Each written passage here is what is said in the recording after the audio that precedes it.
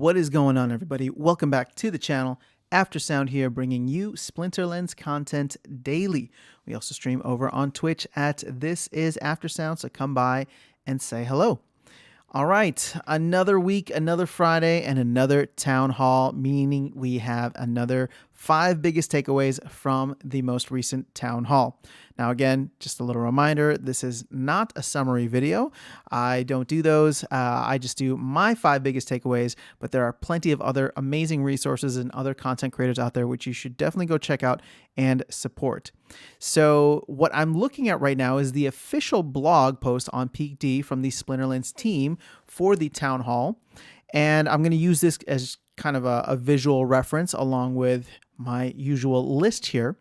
So my 5 biggest takeaways, we're going to jump right in. The first one is the new airdrops that they announced. Now, I made a separate video about this already where I did a little bit of a deeper dive, but just in case you didn't see that and don't feel like going back, no worries. They released Isa the Fanged, which is a legendary earth ranged monster, which has a sneak at the first level, which is really, really cool, as well as Lyra the Dark, and another ranged monster, this one legendary for death, and is opportunity, and I believe the first the first ranged monster with the opportunity ability, which again you also get at level 1, along with some other cool abilities that I'm sure will make these cards very meta changing for the game overall. We also did get Grum, who I believe, my prediction is that he is going to be the fire legendary airdrop monster that we will see, as we've gotten one from every other Splinter so far. We don't have any stats, but this is the artwork. It looks dope. Actually, they all look phenomenal, and I cannot wait. I cannot wait. It's going to come in and absolutely change the entire gameplay. The only other thing here, and I don't know if they even wrote it in here for the giveaway for the airdrops, but it will be, at least for these next 2 airdrops, 350 packs required for each guaranteed BCX that you receive as an airdrop. So just something to keep in mind. I made a separate video kind of going over the airdrop numbers overall. That was more geared towards the end of, or at least the final number of airdrops, which would probably be the legendary summoners that we're all excited about. But yes, they will be going up in increments of 25 is what I believe, at least what they've said and what we've seen so far with the first 4. Bakjir and Uriel being the first, and now Isa and Lyra being the next. All right, so let's go ahead and jump into the next one, which is the rewards incentive. So there was a question that was brought up about people delegating cards to alt accounts, grinding until their ECR was very low, and then switching the cards and sending them to a different account to then do the same thing. People felt that this was somewhat of an exploit and wanted to get the team's response. Now, the team didn't give anything concrete, but what they did talk about was the rewards incentives are things that they're always looking at and that they want to change and update so that they make sure there is not an exploit. And they did say that they were looking at this.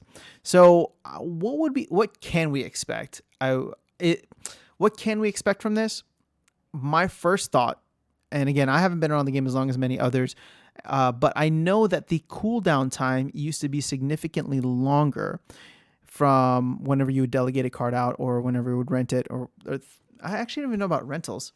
I'm actually not even sure how the cooldown period works, but I know that there's a cooldown period that does exist, and I would wonder if my theory, or at least my guess, I should say, is that they might implement a cooldown period once you are done delegating or once you take something back from being delegated. So that seems to me like it would be an easy fix, but I think it's also, the question needs to be asked, is this actually an exploit, or is this somebody putting in extra time and energy into playing the game?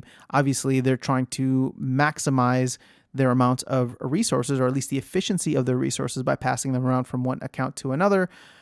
You know, keep in mind, delegating was created for a reason. I don't know that this is necessarily the reason, but Yeah, I think we know that this is a conversation that the team is having. So just something that caught my attention because the team is aware of it. They do listen to the community and they're watching these things, and they come out with changes to the reward structure and the rewards economy as they did back in October, I believe, when they did some of the bronze nerfs. So something to keep an eye on. All right. The third thing is company culture. Agrod always talks about people being the value, but there was a really nice moment where Agrod was speaking with Chatter, and Chatter was talking about how, it was Chatter, right? Yeah. So they're essentially talking about how you just want everyone to know and feel like there are real people on both sides of this equation. People, aka the customers, who are, who have their money involved and tied up in a project, as well as people on the other side in customer service that are just trying to get the job done, trying to be there, be part of the community and the company, and put their best work forward. But it's just more understanding, more patience all around. And again, I'm probably butchering the way that I really wanted to talk about this, but what really stuck out to me, because Agro got some kind words from folks afterwards, is that the company culture just seems like a really, really cool place to work. And it's, if you're looking for a job, I know that they're hiring and they keep announcing it. So that's not even what I'm getting at necessarily, but that vibe, right, within the company is where everything starts, because that vibe is what then spreads its way out and permeates its way into the community, and why I feel like we have such an awesome community. So now the fact that these town halls have been upgraded, in a sense, we're seeing video, we are getting many more people who are coming in and speaking up and sharing what they're working on. We're getting to see a lot more back doors, or sneak peeks behind the door of what it's like to work at Splinterlands. And I think it's really, really cool. I think it's healthy. Look, there's, every company's got its own issues, and there's no denying that. But it's really nice to see just how excited everybody is week in and week out for what is to come. And I know the cynics out there are going to be like, oh, well, it's super easy to just smile in front of the camera or parade your happiest employees on the thing. Well, yeah, but that's the case for every company. And I would say that even though I'm sure, nothing is perfect in any situation, it's still very nice to see people coming on, talking about what they're excited about, and being the ones that are working on this and knowing that they are fans and players and gamers first. Right. I mean, there was even a nice question asking what games do the team members play, just to recharge or reset, whatever the case is. Agrod, I play StarCraft as well, or at least the original StarCraft. Loved it. And so that was just a nice moment to see more human moments from the team. Granted, this team has been very, very transparent, and I felt that they are very human in a sense and have shown just so much in terms of not just talking the talk, but walking the walk. But now we're really starting to see a lot of other people who've joined the team and just talk about how great their experience is. So Splinterlands, I'm sure working at Splinterlands right now is not easy. There's so much happening, and with a company that is going through such dynamic growth. And in my past work history, I have worked at small startups, and it can be grueling. But if you love what you do, and if the environment there is one that allows you to not only succeed but have fun while you're doing it, I think it's an amazing place to be. So kudos to the team. I really like what I'm seeing. Again, I look at this as an investor as well. So when I see something like company culture being very, very well reviewed by people all around, that's something that it speaks volumes to me. That's all I'll say about that. All right. Number 4, this is a big one. There will be, at least Yabamet was saying, there are no more expected voucher boosts. So no matter what, when it comes to future expansions or releases or whatever the case is, we have the boosted voucher drops where we were getting 666,000 roughly. I'm sorry, not 600, 66,000 per day, which is now dropped down to the 20,000 per day that's split amongst SPS stakers. My thought was, as we approach the certain, Rift Watchers or Rebellion when that comes out, or if there's any other major releases or changes within the game, that there may be, some boosted voucher drops at that time to help, just to bring more vouchers into the ecosystem. but there won't, which makes these vouchers a little more scarce. Now, we did the math already. 20,000 vouchers times 365 days per year means that we're probably going to get roughly 7.2 million vouchers every single year. Chaos Legion is a total of 15 million packs. Rift Watchers is a total of 3 million packs. So if they are, and they already mentioned this, and I didn't add this as a takeaway, but Agro is pushing very hard for Rift Watchers to be 100% voucher based. So that's going to eat up 3 million vouchers right there. If you want to pack, you will need a voucher.